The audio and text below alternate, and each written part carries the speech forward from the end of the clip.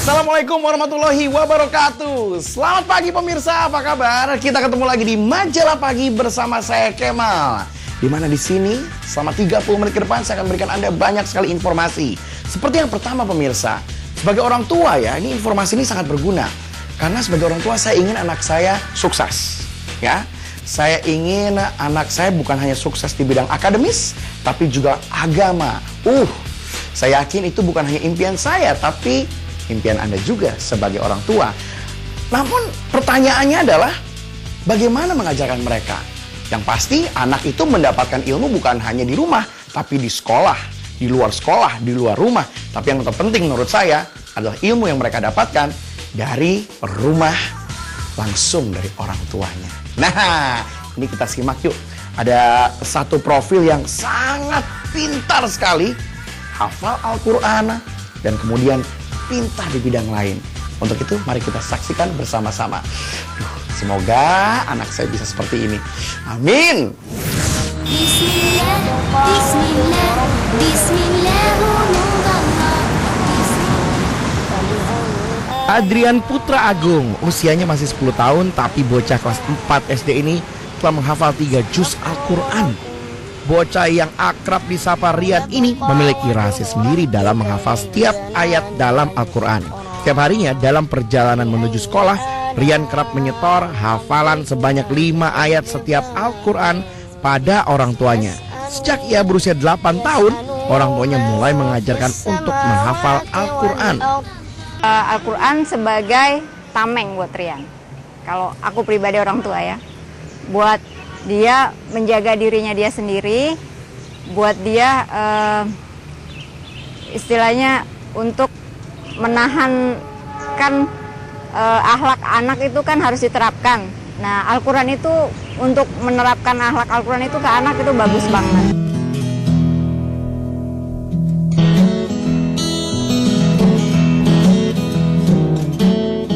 Orang tua Rian, Cici dan Agung lebih memilih menyekolahkan Rian di sekolah dasar negeri dibanding sekolah swasta bernuansa Islam. Ya, pendidikan agama seorang anak merupakan tanggung jawab dari kedua orang tuanya.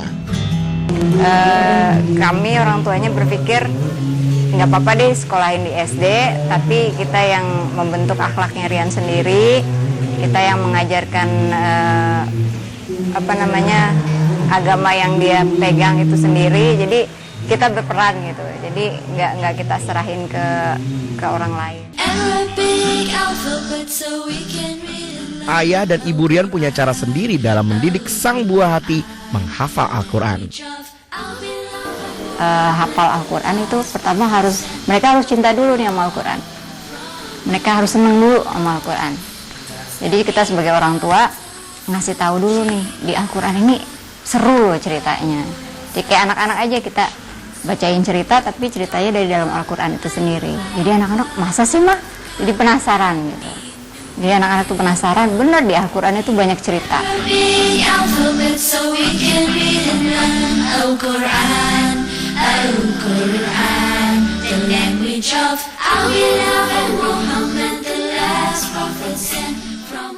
Kini Al-Quran telah menjadi bagian yang tak terpisahkan dari keseharian anak yang ingin menjadi arsitek ini.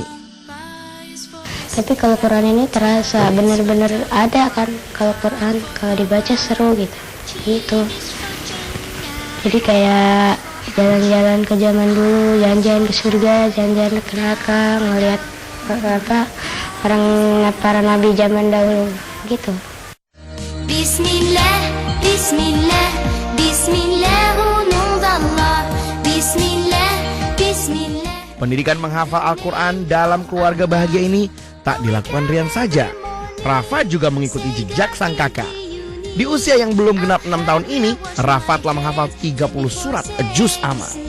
Abasa, abasa, abasa, amma manistagna. Bismillah, Bismillah, Bismillah. Al-Quran seolah menjadi jawaban Cici dan Agung dalam mengantisipasi dampak pergaulan perkembangan zaman pada kedua putranya. Jadi kalau misalnya dia lagi main mobil-mobilan, tetap ditalaki, kita setoran hafalan. Jadi dia main mobil tapi tetap ngucap gitu.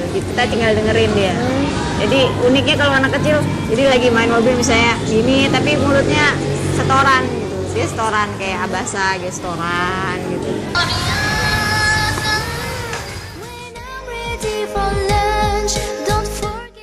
Dengan mencintai dan menghafal Al-Quran, Rian dan Rafa tak biasa menghabiskan waktu bermain internet dan game. Namun Cici tak menampik jika teknologi juga kerap membantu metode pembelajaran menghafal Al-Quran ini. Misalnya pertama kita dengerin dulu ke anak itu, misalnya kayak Rian, saya dengerin di murotalnya Muhammad Toha. Itu murotalnya Muhammad Toha itu dari kecil dia emang bagus gitu murotalnya, nada ngajinya. Saya dengerin ke dia, terus dia suka gitu, kok enak gitu, jadi dengerinnya enak gitu kan. Biasanya dia dengerin baca Al-Quran kayak saya gitu, kalau dia dengerin saya baca Al-Quran datar aja gitu, datar. Tapi dia denger Muhammad Toha ini yang sekarang jadi imam di Inggris, di Greenland, imam besar Greenland, itu dia suka gitu, jadi dia termotivasi. Alladzina izaqtalu 'alan nasi yastawfun.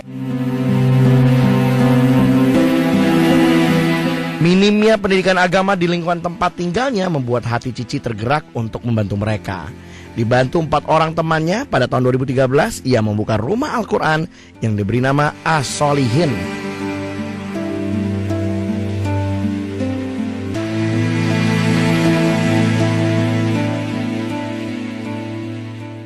Lokasinya menumpang di musola milik SD 08 Tebet, Jakarta Selatan. Setiap hari seusai sekolah, anak-anak ini belajar menghafal Al-Quran di tempat ini. Mereka pun tak dipungut biaya alias gratis. Untuk menutup biaya operasional belajar Al-Quran ini, mereka membuat kaleng koin peduli penghafal Al-Quran yang disebar di berbagai tempat. Kaleng-kaleng koin ini biasanya diambil setiap akhir bulan. Jadi lihat kita besar gitu, maksudnya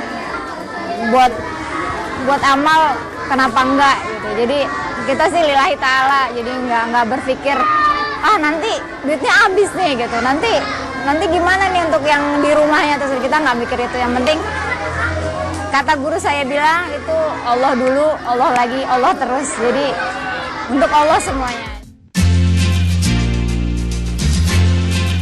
Ketika berkeringat, kuman berkembang dan kesegaran pun hilang. Riset mengatakan, keringat yang bercampur dengan kuman menjadi penyebab bau badan. Karenanya, mandi dengan Dettol Lasting Fresh.